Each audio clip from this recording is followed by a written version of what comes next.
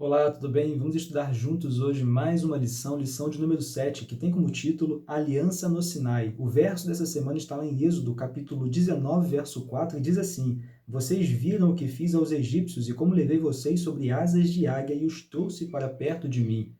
Bem, a lição dessa semana ela vai introduzir a questão da aliança no Sinai, mas ela não vai aqui esgotar esse tema, nós ainda abordaremos, complementaremos esse tema nas próximas duas lições. Mas a primeira parte da lição dessa semana, ela nem fala exatamente da aliança no Sinai, mas ela aborda todo o cuidado que Deus tem pelos seres humanos, toda a importância que Deus dá aos seres humanos e também o papel de Deus dentro da aliança, né? E a gente percebe então o motivo dessa aliança, o porquê disso tudo, né? Então a gente tem esse panorama anterior à aliança que de fato explica o porquê da aliança e a gente entra então propriamente dito no tema da aliança.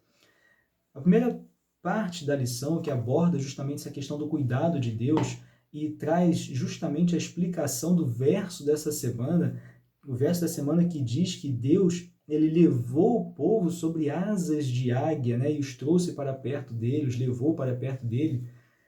E justamente essa questão, né, de asas de águia, a lição ela nos traz o conhecimento que a águia, ela é um animal que ali, para ensinar os seus filhotes a voarem, ela literalmente joga os seus filhotes ali do ninho, joga precipício abaixo, né?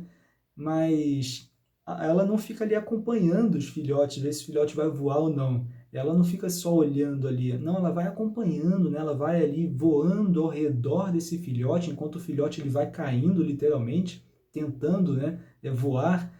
E essa águia ela vai acompanhando, então, vai se mantendo ali ao redor desse filhote, para que, caso esse filhote não consiga ainda, né, se sustentar, não consiga voar, essa águia, então, literalmente, né, coloca esse filhote sob suas asas e retorna com ele para o alto. E coloca o filhote, então, ou no ninho de volta para que o filhote possa descansar, ou mais uma vez, estando no alto, ela solta o filhote de novo e vai acompanhando ao seu redor, mas antes que o filhote chegue ao chão, ela então mais uma vez coloca esse filhotinho sob suas asas.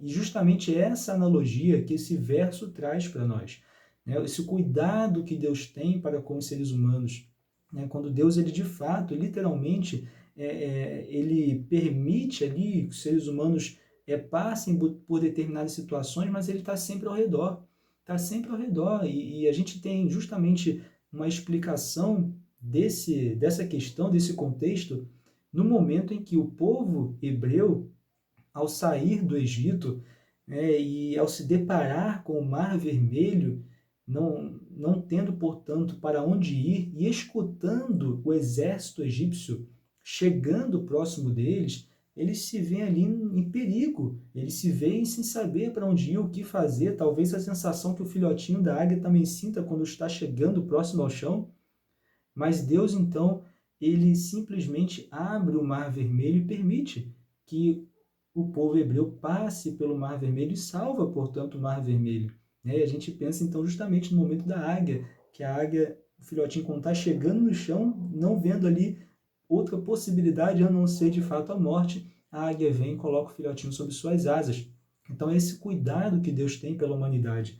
Em Deuteronômio, capítulo 1, verso 30 e verso 31, também mostra aqui uma outra ilustração, uma outra comparação, melhor dizendo, do cuidado que Deus tem pela humanidade. Diz assim, Deuteronômio 1, capítulo 1, perdão, verso 30 e verso 31 diz assim: O Senhor, vosso Deus, que vai adiante de vós, ele pelejará por vós, segundo tudo que fez conosco, diante de vossos olhos no Egito, como também no deserto, onde vistes que o Senhor, vosso Deus, nele vos levou como um homem leva seu filho por todo o caminho pelo qual andastes até chegardes a este lugar. Então aqui no verso 31 a gente percebe justamente, né, que Deus, ele, como um homem leva seu filho. Esse é o cuidado que Deus tem pela humanidade. Assim como um homem, ele cuida de seu filho, Deus, ele também cuida dos seres humanos.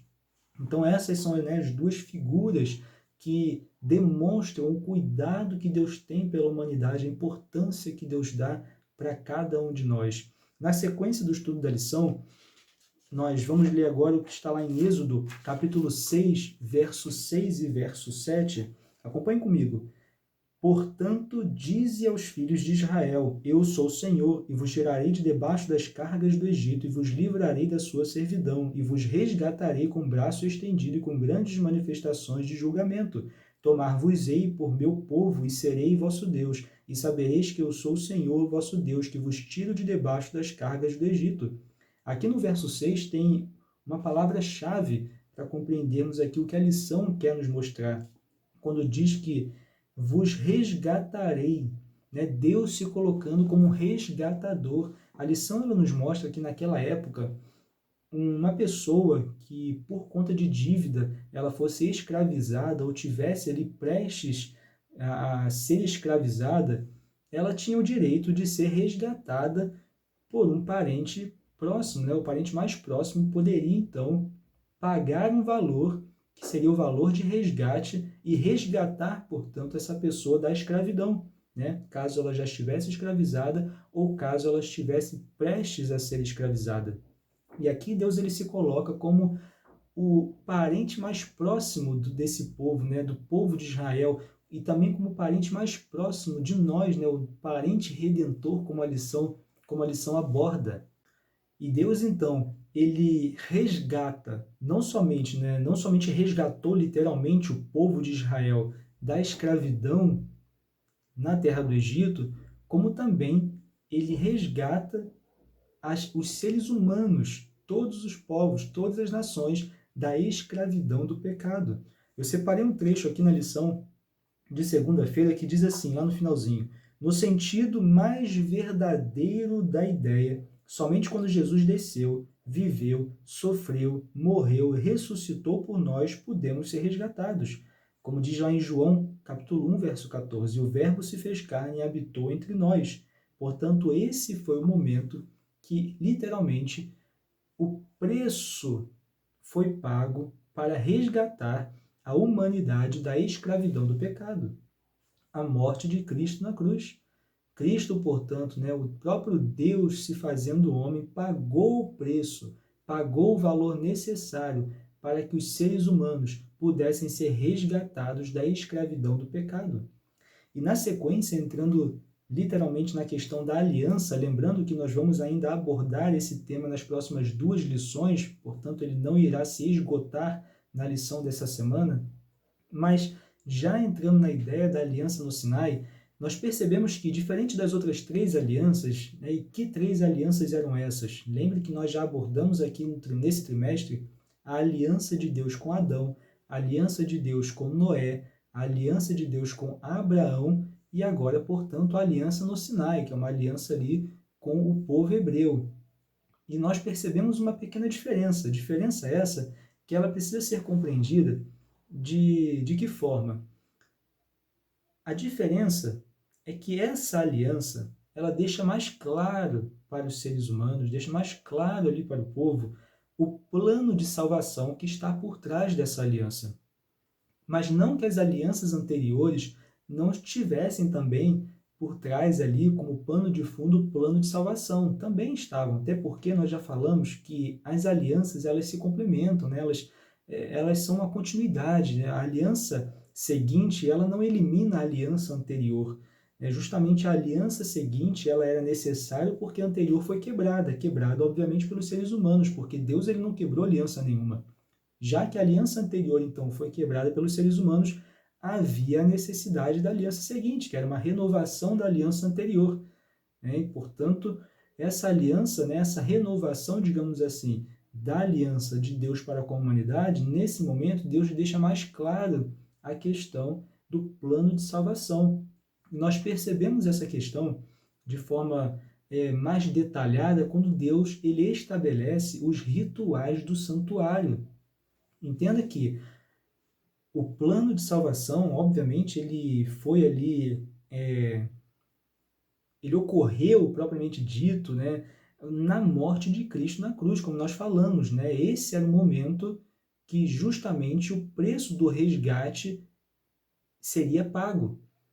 Mas como eu falei, seria, porque naquele momento da aliança de Deus com o povo hebreu, esse momento ainda não havia ocorrido. A morte de Cristo na cruz ainda não havia acontecido, ainda iria ocorrer.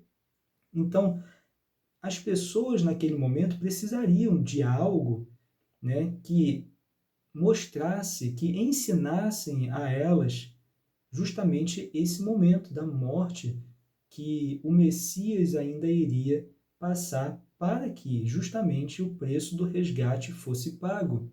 Hoje nós já temos esse acontecimento, né? Hoje nós já olhamos, quando vamos estudar todo esse contexto de plano de salvação, nós já olhamos diretamente ali para esse acontecimento da morte de Cristo na cruz, porque já ocorreu.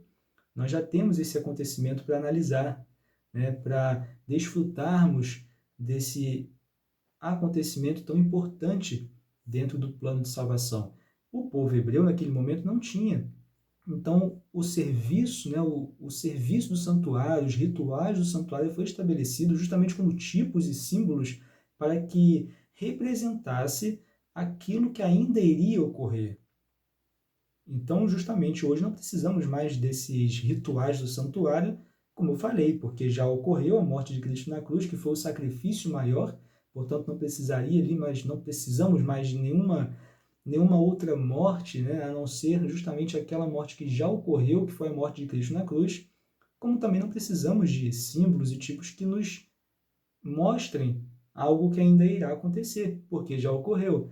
Mas naquele momento, então, justamente, esse estabelecimento desse ritual era extremamente importante dentro do contexto do plano de salvação, para ensinar ao povo sobre o plano de salvação.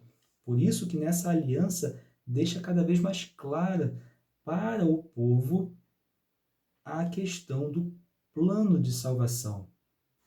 E como diz aqui no finalzinho da lição de terça-feira, pois a aliança não é nada senão uma aliança de salvação que o Senhor oferece à humanidade decaída. Foi assim no Éden e também no Sinai. Então, a aliança, ela é uma aliança de salvação. A aliança que Deus faz para com a humanidade é uma aliança de salvação. É para salvar, é para libertar, é libertação do pecado. Essa é a ideia principal por trás da aliança. É a intenção que Deus tem de salvar cada um de nós. Agora acompanhe comigo o que diz lá em Êxodo, capítulo 19, versos 5 e verso 6. Diz assim: Agora, pois, se ouvirem atentamente a minha voz e guardarem a minha aliança, vocês serão a minha propriedade peculiar dentre todos os povos, porque toda a terra é minha, e vocês serão para mim um reino de sacerdotes e uma nação santa. São estas as palavras que você falará aos filhos de Israel. Perceba que mais uma vez, a lição abordando a questão da obediência, a importância da obediência dentro do conceito de aliança. Na verdade, a única parte que os seres humanos têm dentro da aliança é a obediência. Agora, a obediência de fato tornou ali o povo de Israel apto a ser salvo? Tornou o povo de Israel apto a receber as bênçãos? É evidente que não. Acompanhe comigo o que diz o texto de Ellen White, Caminho a Cristo, página 61, que está dentro da lição de quarta-feira. Diz assim: Não ganhamos a salvação pela nossa obediência, pois a salvação é um dom gratuito de Deus que recebemos pela fé, mas a obediência é o fruto da fé. Esses textos eles se contradizem? O texto de Êxodo está dizendo que a obediência era necessária para receber as bênçãos. E aqui o texto de Ellen White diz que a obediência não salva, a salvação é somente pela fé. Não, esses textos eles não se contradizem. Justamente porque o finalzinho do texto que a gente leu de Caminho a Cristo diz que a obediência é o fruto da fé. Portanto, se somente a fé salva e a fé ela é revelada através da obediência, portanto, é evidente que a obediência aqui dita no texto de Êxodo, capítulo 19, verso 5 e verso 6, que acabamos de ler, é uma obediência que é justamente a revelação da fé. Fé essa que torna, portanto, apto o povo a receber a salvação. Então, a fé, se ela não é revelada pela obediência, né, a fé ela é falsa, não é uma fé verdadeira. A verdadeira fé ela será revelada pela obediência. Obediência é essa, portanto, que é o único papel nosso dentro da aliança. E essa obediência, justamente como nós falamos, é o fruto da fé. O problema do povo de Israel no decorrer da história, a lição já aborda um pouco essa questão também, foi justamente colocar a obediência como fator importante, como fator que tornava as pessoas, né, merecedoras dos favores de Deus, merecedoras das bênçãos de Deus, merecedoras de tudo. Mas não, aqui deixa claro que quando Deus fala para o povo, né, que se eles ouvissem atentamente sua voz, guardassem a sua aliança, né, obedecessem a Deus, e aí sim eles seriam, portanto, o povo, né, de propriedade peculiar dentre todos os povos. Quando diz dessa obediência, é justamente a obediência que é a revelação da fé.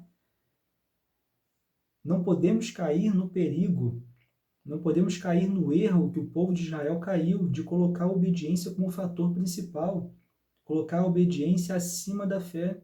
Não, é a fé que salva. E a fé verdadeira será revelada por uma obediência irrestrita, uma obediência genuína, uma obediência que é justamente a revelação da fé. Então, que nós possamos ter fé.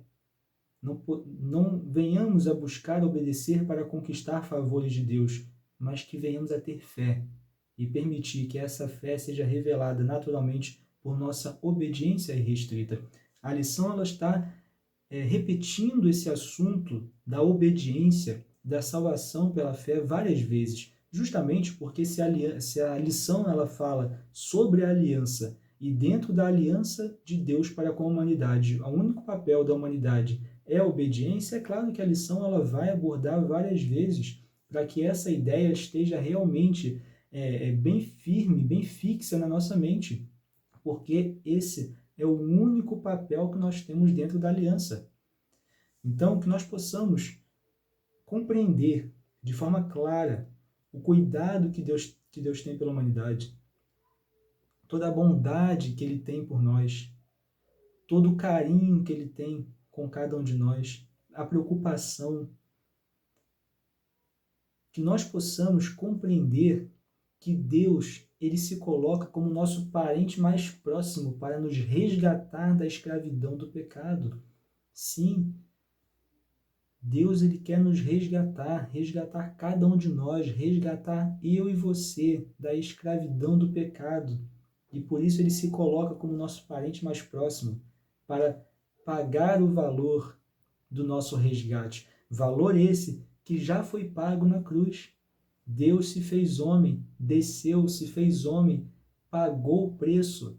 E agora basta nós aceitarmos pela fé e permitirmos que essa fé seja revelada pela obediência irrestrita aos mandamentos de Deus. Que Deus possa te abençoar. Mais uma vez foi um grande prazer estar aqui com você e a gente se vê no próximo estudo. Até lá!